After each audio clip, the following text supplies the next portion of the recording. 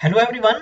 So friends, आज की इस वीडियो में मैं आपके साथ डिस्कस करूंगा क्वांटिटेटिव एप्टीट्यूड का, मैं कह सकता हूं one of the most important topics में से एक है, और वो है रेशियो एंड प्रोपोर्शन का कंसेप्ट। तो अगर आप प्रिपरेशन कर रहे हैं बैंकिंग, इंश्योरेंस, एसएससी या रेलवे की, तो देखिए आपको इस वीडियो को पूरा देखना है एंड तक, क्योंकि रेशियो एंड प्रोपोर्शन एक ऐसा टॉपिक है, एक तरीके से बिल्डिंग ब्लॉक है क्वांटिटेटिव एप्टीट्यूड का, अगर हम कॉम्पिटिटिव एग्जाम्स की बात करें। क्योंकि देखिए एक तो डायरेक्टली इसमें से क्वेश्चन तो पूछे ही जाते हैं, इसके अलावा अगर हम बात करें डीआई की, यानी डाटा इंटरप्रिटेशन हो गया, ठीक है, उसमें बहुत सारा क्वेश्चन में आपको रेशियो प्रोपोर्शन का कंसेप्ट यूज करने को मिलेगा। देन इसके अलावा परसेंटेज का अगर आप टॉपिक पढ़ ले, पार्टनरशिप का पढ़ ले, और भी कई जगह आपको रेशियो एंड प्रोपोर्शन का यूज मिलेगा ही। तो इसलिए आपको ये पूरा अच्छे तरीके से समझना है।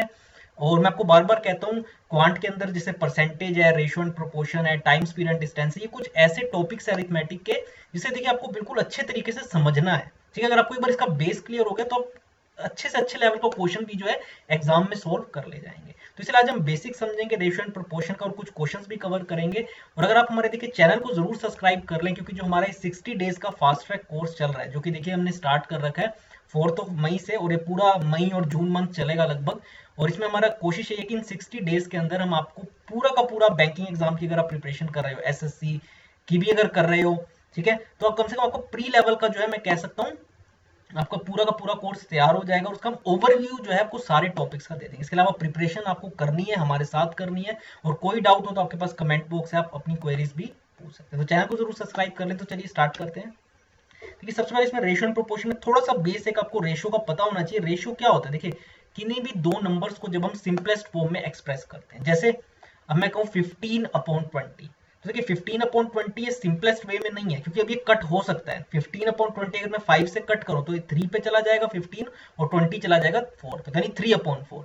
ये हमारा सिंपलेस्ट फॉर्म है, क्योंकि मैं 3 और 4 को आगे नहीं कट कर सकता। यानी किन्हीं भी दो या दो से ज्यादा नंबर्स को जब हम सिंपलेस्ट फॉर्म में एक्सप्रेस करते हैं, यानी जहां तक वो कट हो सकते हैं वहां तक हम उन्हें कट करते हैं, तो वही हमारा रेशियो होता है। सो यही आप जैसे देख भी सकते हैं, इसकी डेफिनेशन है कि the ratio of two quantities A and be in the same units, यानी मतलब जब उसका हम और फर्दर उसे कट नहीं कर पाए, ठीक है ना, वो मतलब सिंपलेस्ट फॉर्म में एक तरीके से। और हम उसे कैसे लिखते हैं, ए इज टू, इस तरीके से ए और बी के बीच में दो डॉट, ठीक है। तो इस तरीके से हम रेशियो को एक्सप्रेस करते हैं। इसमें से जो पहली टर्म है, हमारी फर्स्ट टर्म है, हम उसे क्या कहते हैं, एंटीसीडेंट, ठीक है। ए को हम कहेंगे यहाँ पे एंटीसीडेंट, और बी को क्या कहेंगे, कॉन्सिक्वेंट। तो देखिए ये एक मतलब वैसे एक पता होना चाहिए कि फर्स्ट टर्म को हम कहते हैं एंटीसीडेंट, यानी ए यहाँ पे हमारा एंटीसीडेंट है और बी क्या है, कॉन्सिक्वेंट। और इस तरीके से ए और ये दो डॉट और बी, इस तरीके से हम रेशियो को एक्सप्रेस करते हैं। और प्रोपोर्शन की बात करें तो देखिए प्रोपोर्शन का भी आपको मतलब पता होना चाहिए। द इक्वालिटी, ठीक है, the equality of two ratios is called proportion. जैसे अगर मैं a इज टू बी को अगर इक्वेट कर दूं c इज टू डी के, ठीक है ना, a इज टू बी को अगर मैं इक्वेट कर दूं c इज टू डी के, तो ये बेसिकली क्या है, हमारा प्रोपोर्शन हो गया। हमने दो रेशियोज को इक्वेट कर दिया, ठीक है ना। तो हम इसे ऐसे लिख सकते हैं a इज टू बी और फिर ये दो डॉट, ठीक है ना, is to c is to, ठीक है। ये आपको समझना है, ये नोटेशन इसकी, ठीक है ना। मैंने डिनोट कैसे करते हैं, तो a इज टू बी तो सिंपल जैसे हम रेशियो को करते हैं और बीच में दो डॉट आ गए, ठीक है ना। तो इस तरीके से हम प्रोपोर्शन को एक्सप्रेस करते हैं, and we say that A B C and D are in proportion. तो हम कह सकते हैं इस तरीके से ए बी सी और डी यहाँ पे प्रोपोर्शन में है।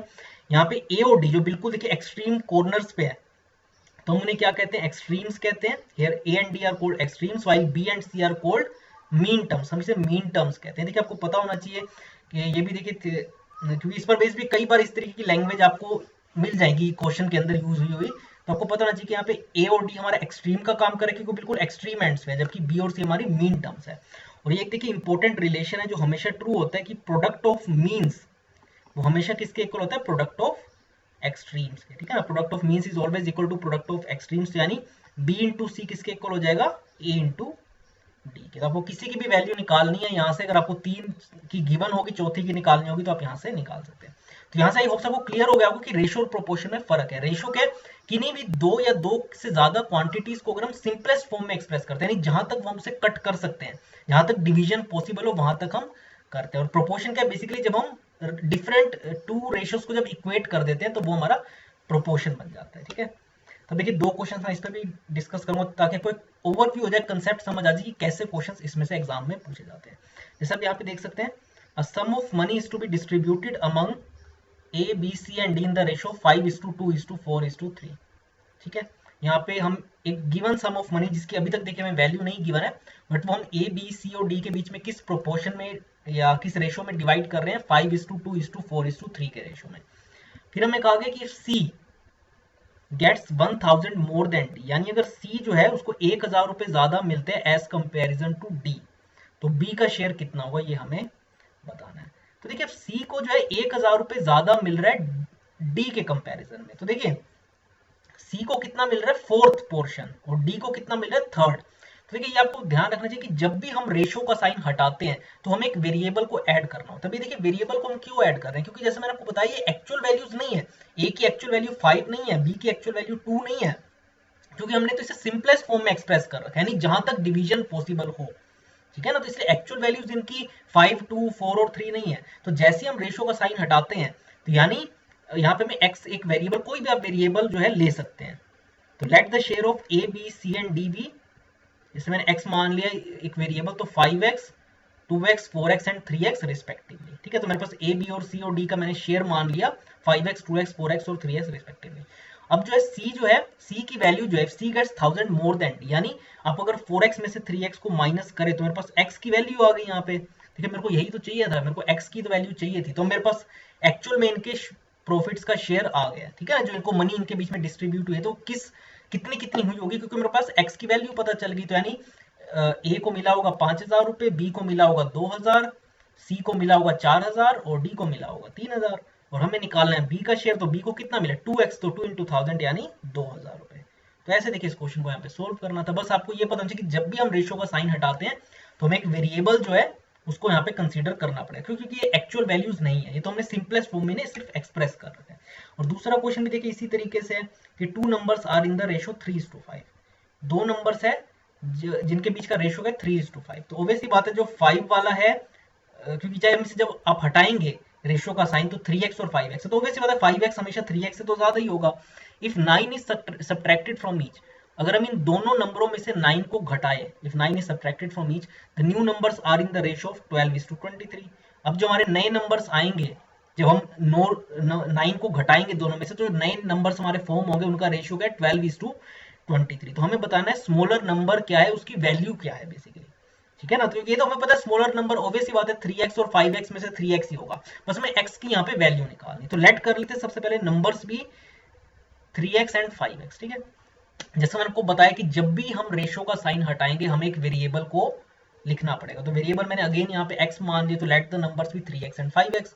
अब हम क्या कर रहे हैं, दोनों नंबर्स यानी 3x और 5x दोनों में से 9 को घटा रहे हैं।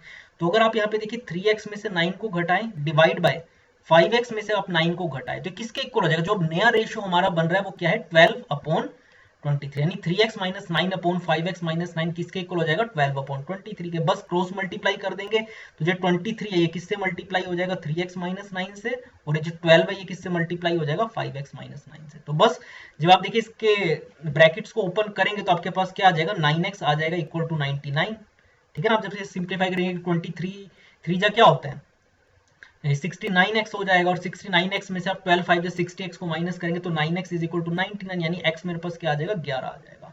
तो जैसे ही मेरे पास x आ गया तो मेरे को क्या निकालना था स्मॉलर नंबर की वैल्यू। तो मैंने आपको जैसे ही बताया स्मॉलर नंबर ऑब्वियसली बात है आप 3 को मल्टीप्लाई करेंगे 11 से तो 33 आएगा, और बड़ा वाला नंबर क्या होगा 5x यानी 55, 5 11 जा, तो मेरे को स्मॉलर नंबर की वैल्यू निकालनी थी तो 33 आंसर हो जाएगा। अगर यहीं पे बड़ा वैल्यू निकालनी होती बड़े वाले नंबर की तो 55 हो जाता, ठीक है ना।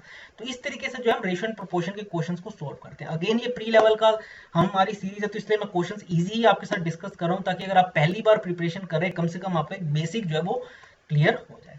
तो आज की इस वीडियो में फ्रेंड्स इतना ही। तो कैसी लगी वीडियो जरूर कमेंट बॉक्स में बताएं, कोई डाउट हो वो भी आप कमेंट बॉक्स में पूछ सकते हैं। और एक इंपॉर्टेंट इन्फॉर्मेशन है वो है कि एक तो जैसे मैंने आपको बताया 4 मई से जो हमारा बैच चल रहा है, ये जो क्रैश कोर्स एक तरीके से हमने चला रखे 60 डेज में आपको पूरे सभी टॉपिक्स का ओवरव्यू देने का। तो अगर आप हमारे चैनल को सब्सक्राइब करेंगे, नोटिफिकेशन बेल को प्रेस करेंगे तो आपके पास हमारी सारी वीडियोस का अपडेट भी आएगा, और जो पहले 4 मई से अभी तक जितनी वीडियोस है वो भी आप देख लेंगे इजिली प्लेलिस्ट में जाके।